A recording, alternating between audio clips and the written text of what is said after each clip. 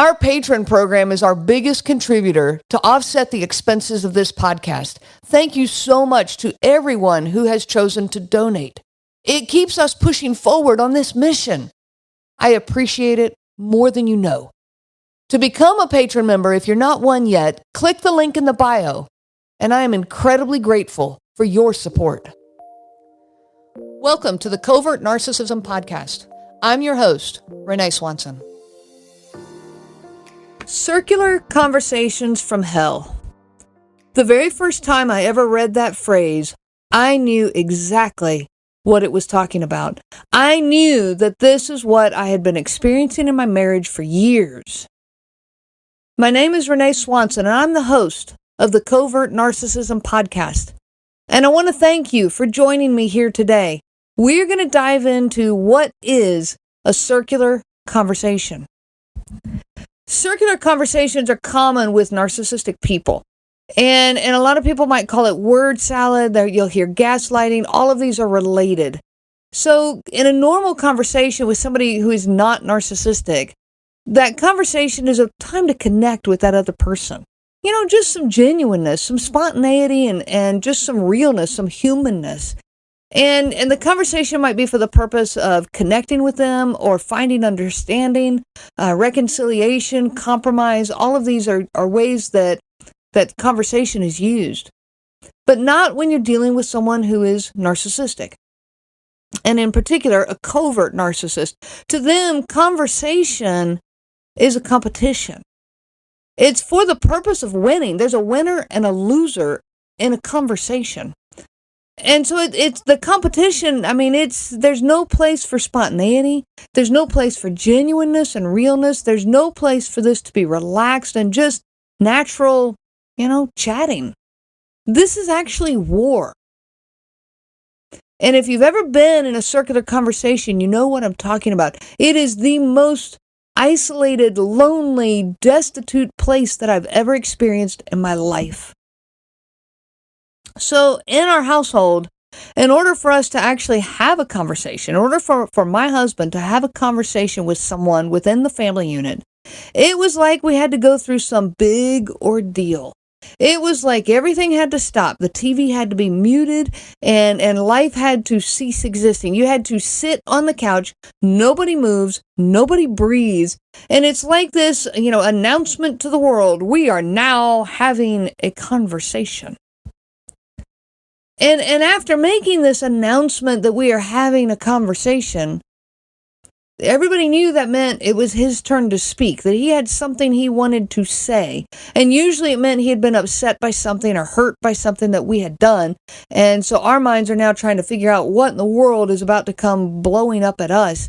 He would sit there quietly with his eyes closed for a few minutes as though he was just pondering, how in the world he was going to say this thing that he wanted to say.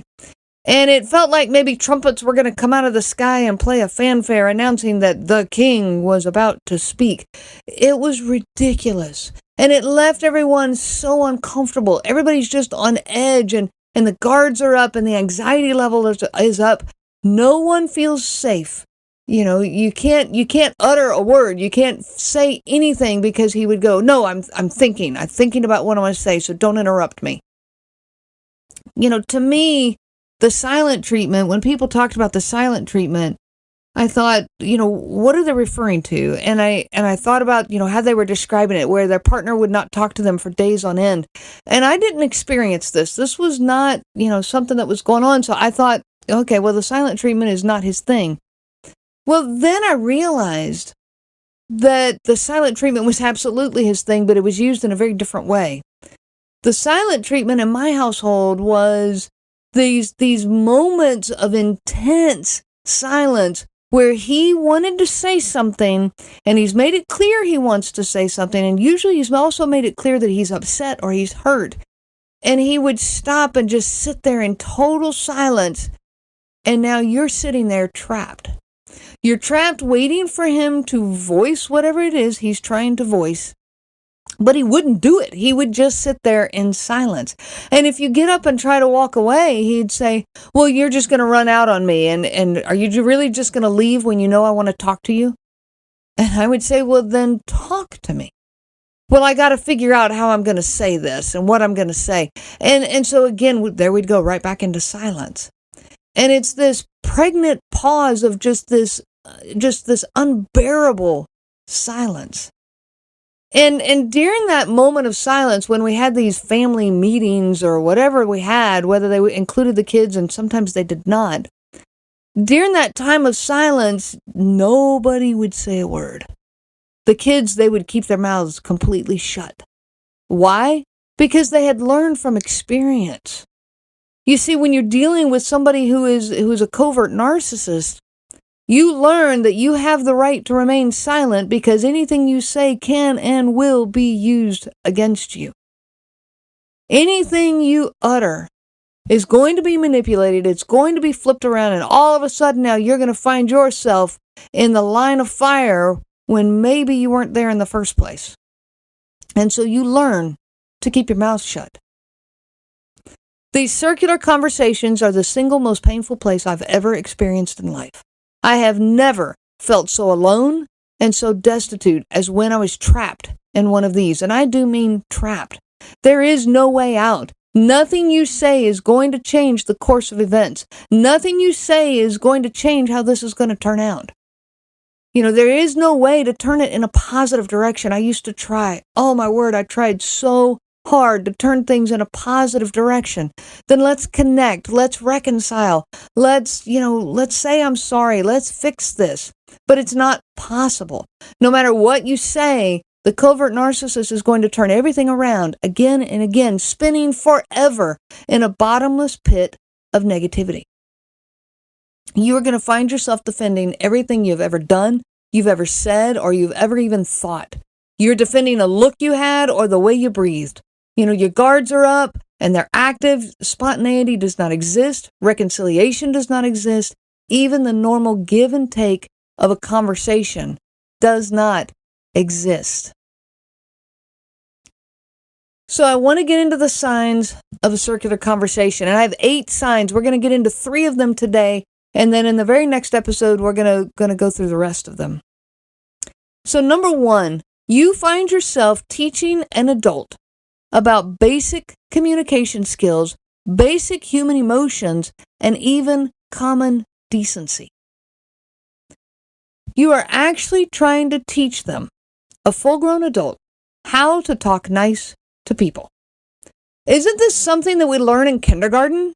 I mean, we talk about this in elementary school, the golden rule. Now, Johnny, we must not talk to people that way. And we got to use our nice voice and our friendly voice. You learn this as a child. Healthy adults, they don't need to be taught what the golden rule is. But a narcissistic person, they seem to have missed those lessons entirely. I remember explaining to him one day, I'm going to use the name Steve. Our son is not named Steve, but I'm going to use that name. I remember explaining to him one day when you say his name, in such a way that his guard goes up, then he's going to be, on alert and going to be afraid to talk to you because he didn't understand, why is he afraid to talk to me? And I said, well, you call him so aggressively. And he goes, what do you mean? And I said, so now I'm explaining this. If you can say, hey, Steve, in a nice voice, Steve is going to come over and then you can ask him the question, he wanted to ask just a mindless question that was no big deal. But instead, hey, Steve, he barks it out so aggressively, and our son already has his guard up and is afraid to talk to his father. And I'm trying to explain this to him, and as I'm explaining it, I'm thinking, you've got to be kidding me. How crazy is this that I'm explaining to a full-grown man? He's the father of 2 children. And I'm explaining to him how his tone of voice influences people's feelings. Well, I realized we got a real problem here. If I'm explaining this, if I'm having to explain to a full-grown adult how to treat people nicely, then something is not right. And I'm going to tell you that with a covert narcissist, they know how to do this. They know how to be kind and good, and they simply choose not to. And if you're doubting that and wondering if that's true, look at how he treats you when you're with other people. Does he talk nicer? Look at how he treats other people that are outside your household. Does he talk nicer to them? Well, if that's the case, then he knows how to talk nice to people.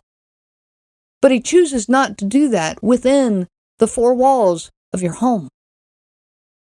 Number 2, you find yourself thinking, if I could just find the right words, then he would stop treating me this way. If I just could find those magical words where he would finally say, he would just finally get it, then he would stop hurting me this way. I absolutely wore my brain out with this one. I tried every angle I could ever possibly conceive of.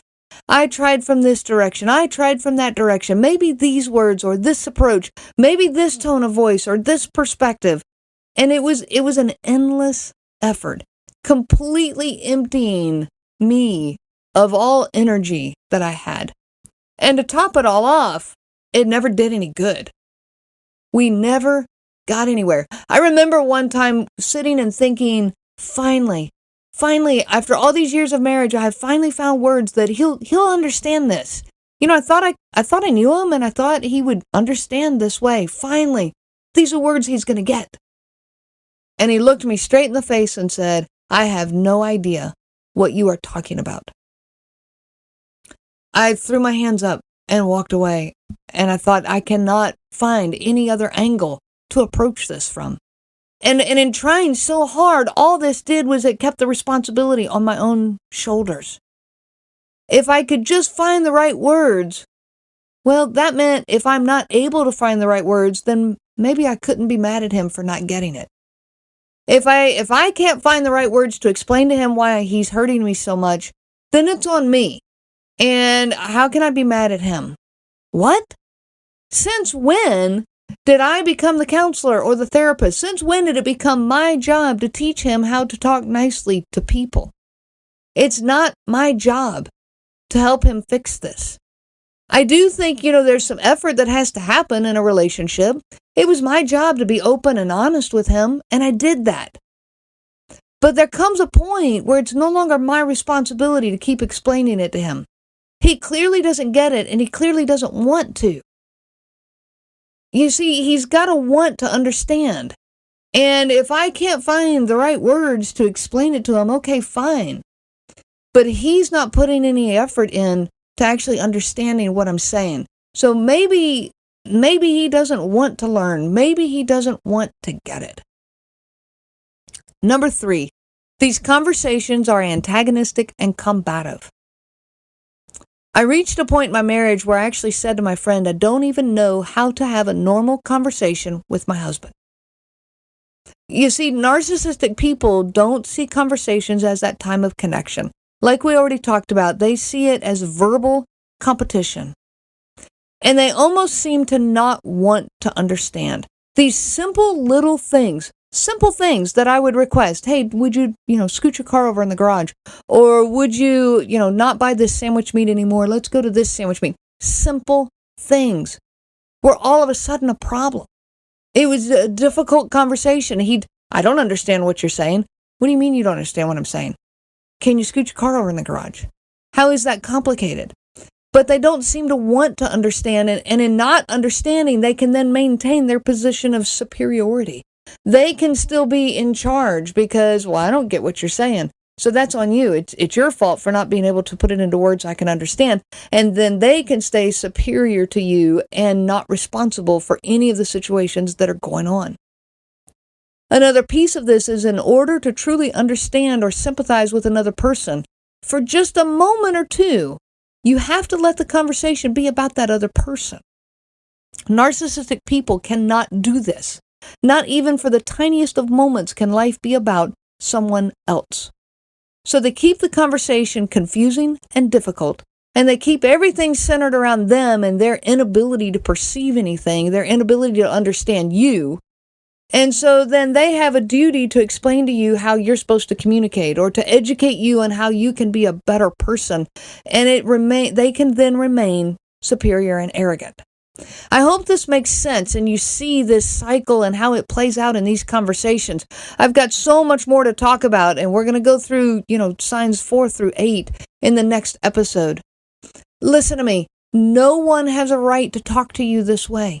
And if you are trapped in these circular conversations, you've got to get out. And at the end of the next episode, I'm going to talk a little bit about how to get out of this. And there's more coming on that in our future. But you can walk away. Quit trying to find reconciliation with them. Quit trying to find that moment of understanding where both sides, just connect and understand. You're never going to find it with them. So quit trying. Do yourself that favor and simply walk away. No one has a right to treat you like this.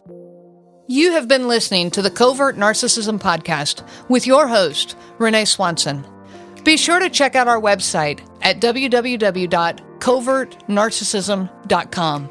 There you will find many resources just for you to help you on this journey. You can also reach out to me by email at Renee, RENEE, at cnglifecoaching.com. Those letters are CNG, as in Covert Narcissism Group. I do look forward to hearing from you. I wish you so much peace on your journey of healing.